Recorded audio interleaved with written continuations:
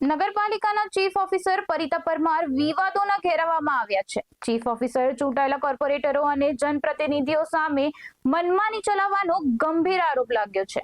વિકાસના કામો કે પ્રજાલક્ષી રજૂઆત બાબતે અધિકારી દ્વારા ઉડાઉ જવાબો આપવામાં આવતા હોવાની વ્યાપક ફરિયાદો ઉઠી છે.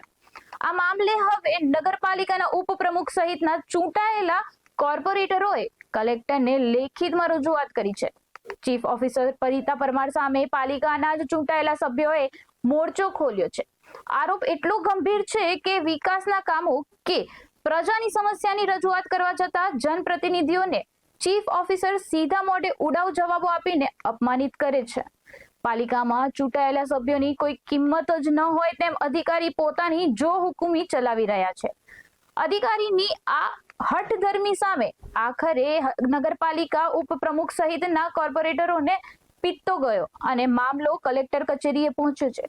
પ્રજાના ટેક્સના પૈસામાંથી મફતનો પગાર તોડતા આવા અધિકારી સામે હવે છેક ગાંધીનગરથી કડક કાયદાકીય હથોડો ચલાવવાની માંગ ઉઠી છે.